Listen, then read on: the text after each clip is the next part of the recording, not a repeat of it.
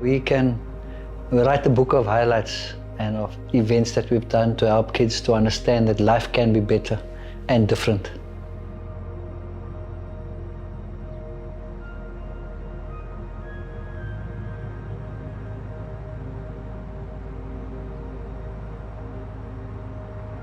I also run a non-profit organization called Life Zone, using sports as the medium to reach out to the community.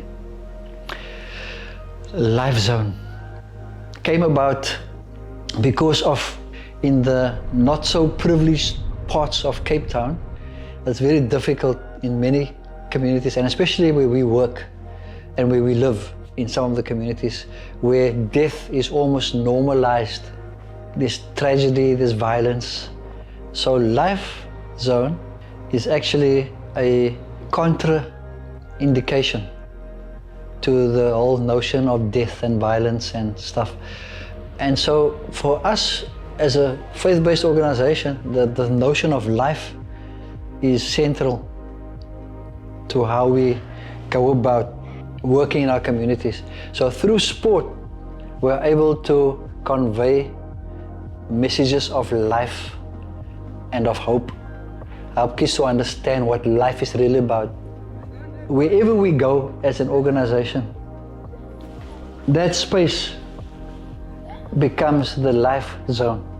And Cape Town has so much tragedy, so much hardships in many of our communities with gangs. Kids as young as 11, 12, they get pulled into gangs to run with guns.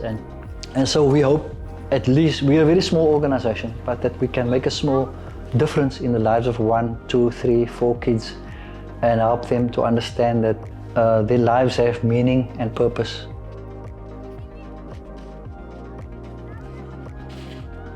Some of the kids who come into our program come from that background.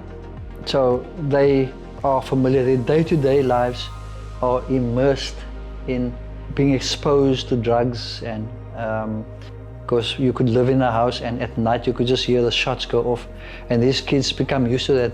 Instead of running away or going under the bed, they would run outside and look at the action.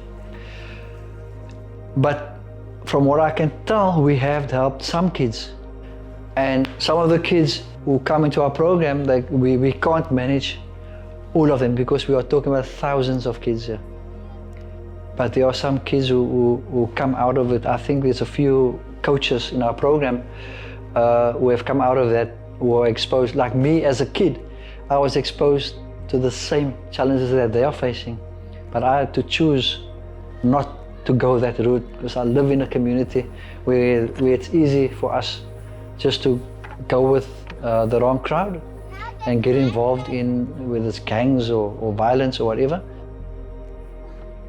For me, the most difficult part is when you hear of kids that have basically gone down the wrong side of life. Because we would have hoped that by who we are and how we've reached out to some of these kids, that we would have helped them with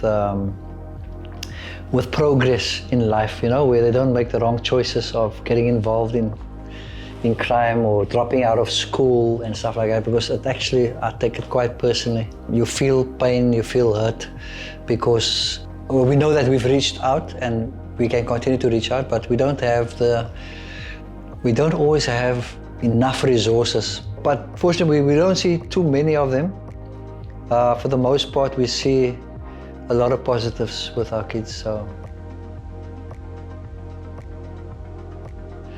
Dream Possible started in 2009 when we took our first combined schools football team to Sweden.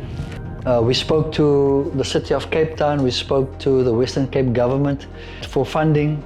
None of them could fund us. In actual fact, they said, it's impossible, we can't fund you because we needed 250,000 rand. We went with, I think it was 15 players and 5 coaches, and they told us it's impossible, they can't help us. And then we named the tours Dream Possible. There's a text in the Bible that says, with God, all things are possible.